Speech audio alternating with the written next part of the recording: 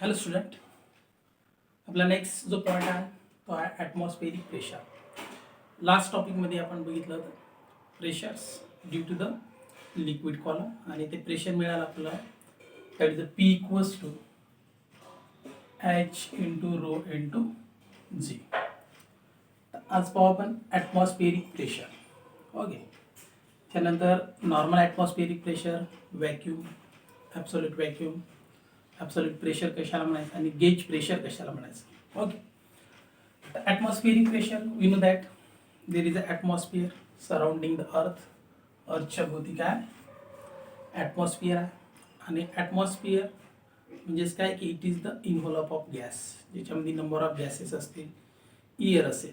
Okay, आता अर्थ सरफेसच्या वरती जी काही इयर असेल, ही जी एअर आहे, this air exert the downward force. म्हणजे इथं ही जी काही इयर आहे, इयर काय करते की डाऊनवर्ड फोर्स एक्झर्ट करते due to the weight of the air. म्हणजे आता इयरला जे काही वेट आहे त्या वेटमुळं ही जी एअर आहे ती डाऊनवर्ड फोर्स या एरियावरती काय करते, एक्झर्ट करते.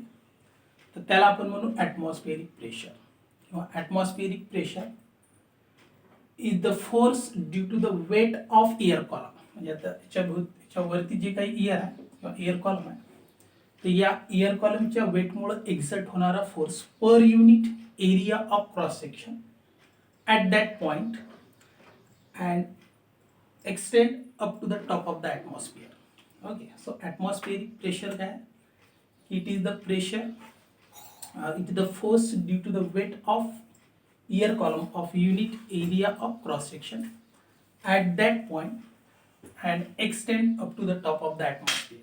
ओके, मग आता ॲटमॉस्फिअरची हाईट जी आहे ती किती कन्सिडर केली आहे, ती कन्सिडर केली आहे 8 किलोमीटर. म्हणजे जो काही एअर कॉलम आहे unit area of cross section जातं त्याची हाईट कन्सिडर केली आहे 8 किलोमीटर.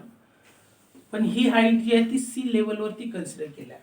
आपल्याला माहिती आहे की most of the part of the earth is covered by the sea. आता ही जर सी लेवल असेल तर या सी लेवलपासून ही जी हाईट आहे ती कन्सिडर केली आहे 8 किलोमीटर. म्हणजे 8 अप टू द 8 किलोमीटर जो काही इयर कॉलम असेल तर या इयर कॉलमनं या सरफेसवरती एक्झर्ट केलेला फोर्स तर त्याला म्हटलेला ॲटमॉस्फेरिक प्रेशर. ओके, मग आता 1 ॲटमॉस्फिअर म्हणजेच काय किंवा 1 ॲटमॉस्फेरिक व्हॅल्यू कशाला म्हणून आपण 1 ॲटमॉस्फेरिक प्रेशर ची व्हॅल्यू आपल्याला माहित आहे 1.013 into 10 to the power 5 newton per metre square. Okay, तर ही आहे standard value of the 1 atmospheric pressure. आता फ्रॉम द अर्थ सरफेस जसं जसं आपण वर जाऊ म्हणजे as the height is increases, म्हणजे आता अर्थवरती जसं माउंटेन असतील किंवा आता एक समान जो आहे तो पार्ट तो राहणारच नाही. ओके, समजा इथं समजा माउंटेन आहे लाईक दिस. ओके, तर ही जी हाईट आहे ती इन्क्रीज होईल. म्हणजे आपण from the earth surface as the height is increases, height जर इन्क्रीज झाली तर ॲटमॉस्फेरिक प्रेशर जे आहे ते डिक्रीज होते. हाईट जर इन्क्रीज झाली फ्रॉम द अर्थ सरफेस तर ॲटमॉस्फेरिक प्रेशर काय होते, डिक्रीज होते. याचं कारण काय की जसं जसं आपण अबाव द अर्थ सरफेस जाऊ तसं जसं density of the air is decreases, एअरची डेन्सिटी डिक्रीज होते आणि मग त्या एअरनं एक्झर्ट केलेला जो फोर्स आहे तो फोर्स सुद्धा कमी असेल आणि म्हणून ॲटमॉस्फेरिक प्रेशर सुद्धा काय असते, कमी असते. ओके, मग आता सी लेवलवरती जे काय ॲटमॉस्फेरिक प्रेशर आहे त्याला म्हणायचं normal atmospheric pressure. The pressure at the sea level that is atmospheric pressure at the sea level त्याला आपण म्हणू नॉर्मल ॲटमॉस्फेरिक प्रेशर. ओके, आता ज्या पॉईंटवरती या ॲटमॉस्फेरिक प्रेशरपेक्षा कमी प्रेशर असेल तर त्याला आपण म्हणू व्हॅक्यूम. ओके, तर व्हॅक्यूम म्हणजे असा रिजन असतं that is vacuum. Okay, so the vacuum काय असेल की the region in which the gas pressure is less than the atmospheric pressure. असा रिजन की तिथलं जे प्रेशर आहे किंवा गॅसचं जे प्रेशर आहे ते ॲटमॉस्फेरिक प्रेशरपेक्षा कमी असेल तर त्याला आपण म्हणू व्हॅक्यूम. ओके, ॲब्सोल्यूट व्हॅक्यूम कशाला म्हणायचं, that is the absolute vacuum. Okay, की the region in which there is a no matter, म्हणजे तिथं ॲटम किंवा मॉलिक्यूल जर प्रेझेंट नसेल तर त्या रिजनला आपण म्हणू ॲब्सोल्यूट व्हॅक्यूम्स. ओके, तर लक्षात आलं, atmospheric pressure is the force due to the weight of air column of unit area of cross section at that point and extend up to the top of the atmosphere. आणि ॲटमॉस्फिअरची height consider केली आहे 8 kilometre. One atmospheric प्रेशरची value 1.013 into 10⁵ newton per metre square. Sea लेवलवरती जे atmospheric pressure आहे त्याला म्हणायचं normal atmospheric pressures. Okay. Next vacuum, the region in which the gas pressure less than the atmospheric pressure. Absolute vacuums, the region in which there is a no matter. Okay, हे झालं absolute vacuum. Next पाहू आपण absolute pressure कशाला म्हणायचं. Okay, absolute pressure. Okay, तर याच्यासाठी आपल्याला एक टँक कन्सिडर करावं लागेल. ओके, जे लिक्विडनं फिल्ड केलेलं असेल. ओके, तर याच्यामध्ये आहे लिक्विड आणि याच्यामध्ये एक इमॅजिनरी सिलेंडर जो आहे तो कन्सिडर करावा लागेल. ओके, आता इथं कन्सिडर करू आपण एक इमॅजिनरी सिलेंडर. असेल इमॅजिनरी सिलेंडर. ओके, आता हा जो टॉप सरफेस आहे या टॉप सरफेसच्या वरती जे काही लिक्विड कॉलम असेल तो लिक्विड कॉलम एक्झर्ट करेल force F1 downward direction. Okay, आता इथं लिक्विडची जी हाईट आहे ती कन्सिडर केली आहे समजा x1 आणि हा एरिया असेल A. ओके, आता at the bottom surface of this cylinder इथं जे काही लिक्विड कॉलम असते ते लिक्विड कॉलम काय करेल की या बॉटम सरफेसवरती F2 फोर्स एक्झर्ट करेल आणि इथं हाईट जी आहे ती कन्सिडर केली आहे x2. इथं ही जी हाईट आहे x1 he from this bottom surface consider केलं आहे आणि म्हणून x1 हा जो आहे तो ग्रेटर दॅन x2 कन्सिडर केला आहे. That is x1 is greater than x2. तर या सिलेंडरचा जो एरिया आहे तो सेम आहे, दॅट इज A. ओके, आणि मग आता सिलेंडरमधलं जे लिक्विड आहे त्या लिक्विडला असेल मास, दॅट इज m, आणि म्हणून the weight of this liquid okay inside the cylinder तर ते असेल mg. ओके, तर हे जे लिक्विड आहे ते आहे स्टेबल स्टेशनरी किंवा स्टॅटिक इक्विलिब्रियम वरती का होईल की हे जे सगळे फोर्सेस जे आहेत ते बॅलन्स होतील. तर F1 काय, F1 is a force exerted by the liquid column on the top surface in a downward direction. mg is the weight of the liquid inside the cylinder which is also in a downward direction.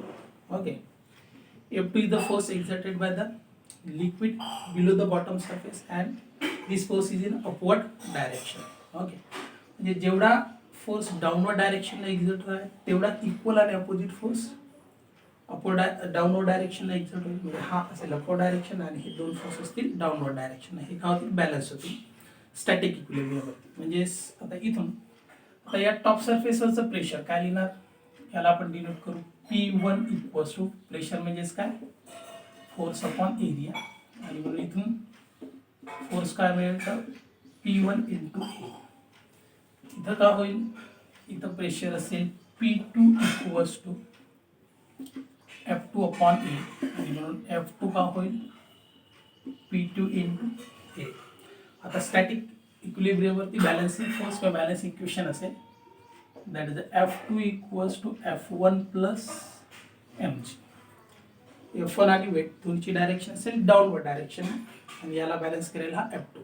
आता F2 काय मिळाला P2A, that is P2A equals to F1 P1A plus mg.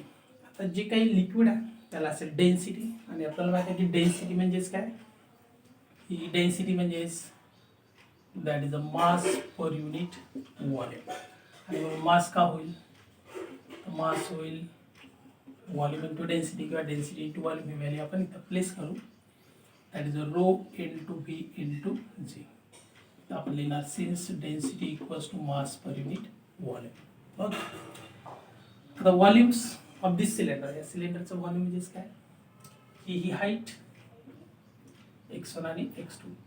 तर इथं x1 minus x2 असं consider केलं. आपण ही height सुद्धा consider करू शकतो सरळ सरळ. ओके, तर इथं काय लिहिता येईल आपल्याला therefore that is P2A equals to P1A plus rho into area into x1 minus x2 into c. Okay, तर ही असेल हाईट, हा एरिया हा कॉमन निघाल्यानंतर कॅन्सल होईल आणि इथं आपण म्हणू that is P two equals to P1 plus rho into x1 minus x2 into Z. Okay, so या P2 ला आपण म्हणू आता ॲब्सोल्यूट प्रेशर. म्हणजे ॲब्सोल्यूट प्रेशर म्हणजेच काय की टोटल प्रेशर. ॲब्सोल्यूट प्रेशर म्हणजेच काय टोटल प्रेशर. ओके, आता x1 मायनस x2 जे समजा आपण h जर कन्सिडर केला h, ओके, तर याला लिहिणार आपण P1 plus rho into h into C. आपल्याला माहिती आहे की रो h जी कशाची व्हॅल्यू आहे, this is a pressure due to the liquid column. म्हणजे जो काही लिक्विड कॉलम आहे त्या लिक्विड कॉलमनं एक्झर्ट केलेलं प्रेशर. ओके, तर हे मिळते आपल्याला रो एच जी. आणि P1 हे ॲटमॉस्फिअरिक प्रेशर जर कन्सिडर केलं, ओके, तर absolute pressure P2 equals to काय होईल ॲटमॉस्फिअरिक प्रेशर, किंवा याला मी इथे लिहितो की absolute pressure equals to atmospheric pressure plus gauge pressure. Okay, म्हणजे गेज प्रेशर का होईल तर absolute pressure minus atmospheric pressure equals to gauge pressure. Okay, so the difference between absolute pressure and atmospheric pressure त्यालाच म्हणायचं gauge pressure. जसं gauge pressure जे आहे समजा ट्यूब असेल टायरचा, त्यामध्ये आपण प्रेशर गेजनं काय मिळतं की मेजर करतात तर प्रेशर मोजतं इनसाइड द ट्यूब. ओके, म्हणजे त्या ट्यूबवरती ॲटमॉस्फेरिक प्रेशर असेल पण इनसाइड द ट्यूब असेल गेज प्रेशर. पण ॲब्सोल्यूट प्रेशर काय होईल तर ॲब्सोल्यूट प्रेशर होईल ॲटमॉस्फेरिक प्रेशर, ट्यूबवरचं ॲटमॉस्फेरिक प्रेशर, आणि गेज प्रेशर ट्यूबमधलं प्रेशर. तर गेज प्रेशर म्हणजे difference between absolute pressure and atmospheric pressure. Okay, तर आता हा जो फॉर्म आहे या फॉर्मवरून आपण काय मेजर करू शकतो, we can measure the pressure below the liquid surface and above the liquid surface. Okay, ते सुद्धा आपण बघू. ओके,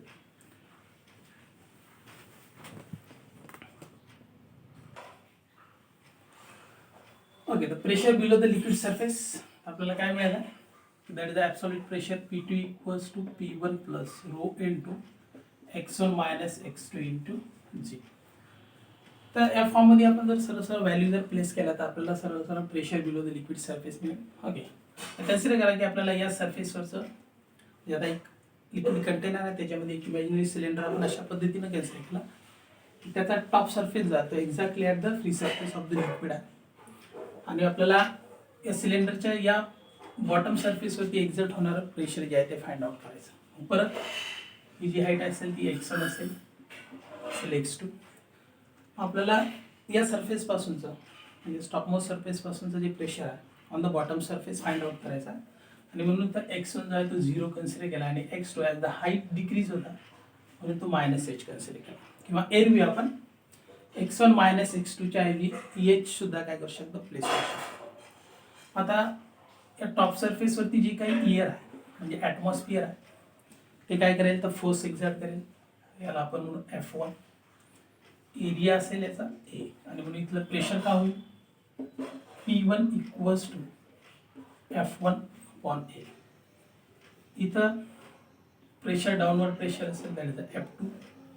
ओके, आता सिम्पली आपण फक्त व्हॅल्यूज प्लेस करणार किंवा याला आपल्याला अशा पद्धतीनं प्रूव्ह सुद्धा करतो, जसं की लिक्विड कॉलमचं वेट mg डाऊनवर्ड डायरेक्शन, आणि मग परत याला आपण बॅलन्स केला स्टॅटिक इक्विलिब्रियमवरती तर परत आपल्याला तेच मिळेल. ओके, आपल्याला इथलं प्रेशर काय मिळेल तर P2 equals to F2 upon A.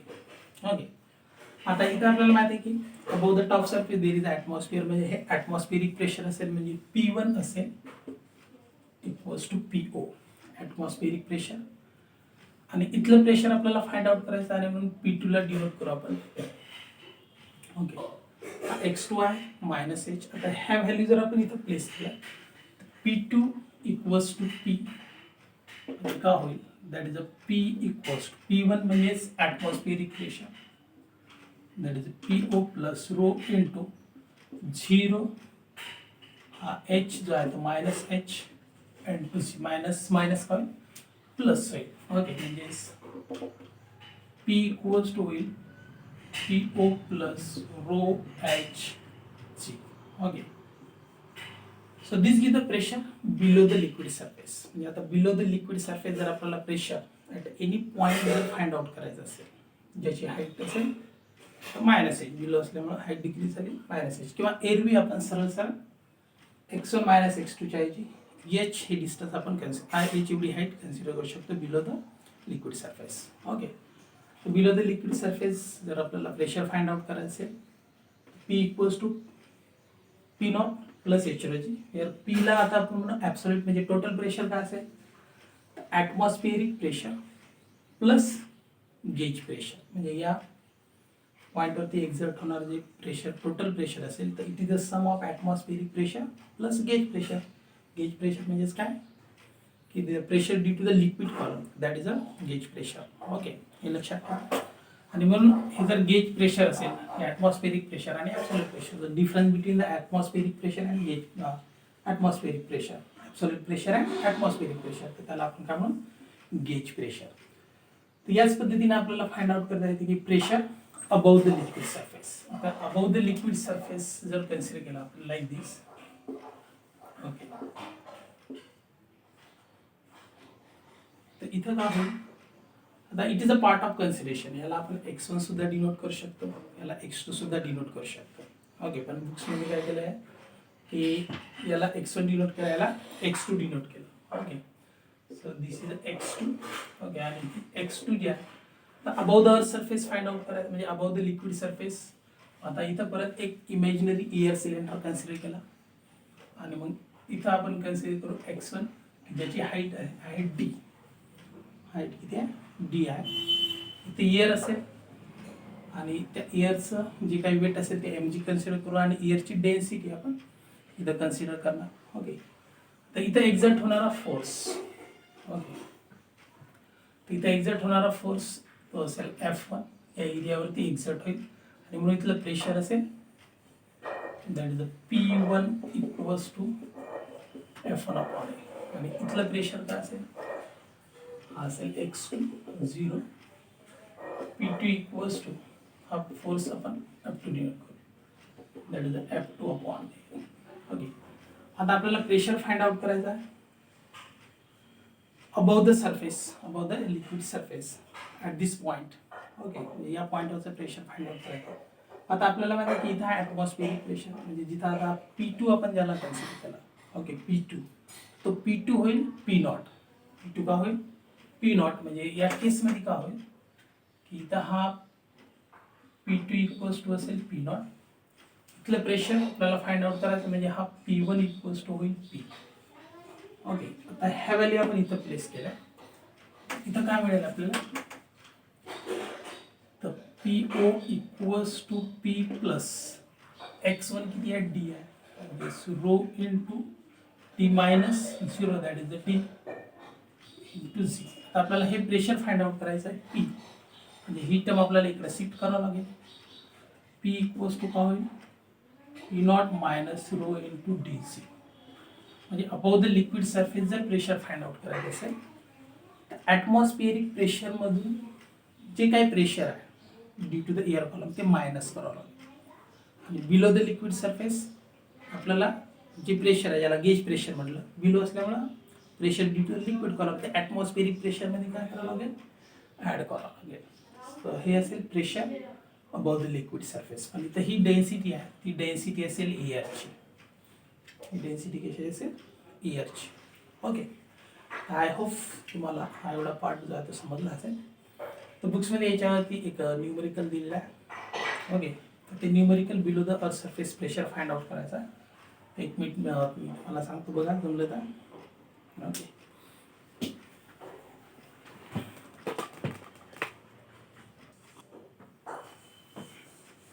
Okay. तर ॲज अ होमवर्क एक न्यूमरिकल घेऊ आपण. होमवर्क की below the liquid surface at a depth याला H कन्सिडर केलं 200 मीटर. प्रेशर फाइंड आउट करायचं म्हणजे कन्सिडर करा की हा जो पॉईंट आहे तो आहे 200 metre below the liquid surface below the sea water आणि सी वॉटरची डेन्सिटी दिली आहे. Okay. Density 1060 kilogram per metre cube. Okay. हे न्यूमेरिकल बघा त्यात आन्सर सुद्धा दिला पण जमते का पहा. आता याच्यासाठी काय यूज करणार आपण की that is a P naught sorry साठी P equals to P naught plus rho H G, जीची व्हॅल्यू घेणार आपण 9.8. ओके, तर हा तुम्हाला व्हिडिओ नक्कीच समजला असेल. ओके, नाही समजलं तर आपण परत पुढच्या ह्याच्यात याला रिवाईज करू.